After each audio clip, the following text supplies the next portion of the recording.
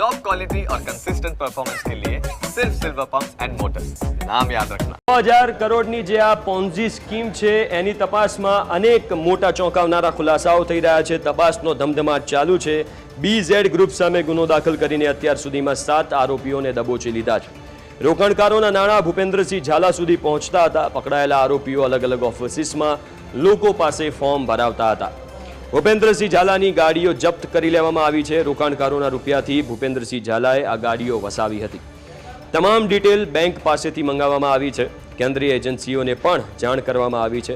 કોણ કોને ગિફ્ટ આપતું હતું તેની પણ તપાસ કરવામાં આવશે। ભૂપેન્દ્રસિંહ ઝાલાની સંપત્તિ સીઝ કરવામાં આવશે। ભૂપેન્દ્રસિંહ ઝાલા અને તેના પરિવારજનોએ વસાવેલી પ્રોપર્ટીની પણ તપાસ કરવામાં આવશે। ભૂપેન્દ્રસિંહ ઝાલા દેશ ન છોડી શકે તેના માટે સૂચનાઓ પણ આપી દેવામાં આવી છે। જીએસટીના અધિકારીઓને પણ તપાસ જોડવામાં આવી છે। તપાસમાં તેમને જોડવામાં આવ્યા છે। હજુ સુધી કોઈ ભોગ બનનાર સામે નથી આવ્યા। એકાઉન્ટની માહિતી આવ્યા બાદ સામેથી લોકોનો સંપર્ક કરવામાં આવશે। 7 આરોપીઓની ધરપકડ કરવામાં આવી હતી। એ 7 આરોપીઓ પૈકી 6 આરોપીઓ ત્યાંના ઓફિસના કર્મચારીઓ હતા અને એક જે મયુર દરજી હતો એ એમનો એક એજન્ટ હતો।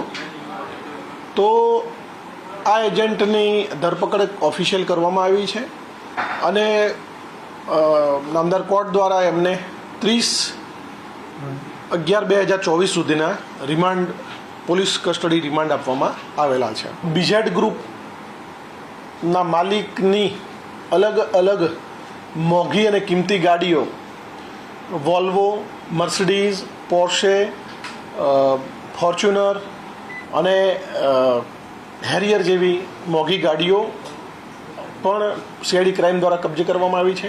આ જે ગાડીઓ છે એ રોકાણકારોના પૈસાથી વસાવેલી છે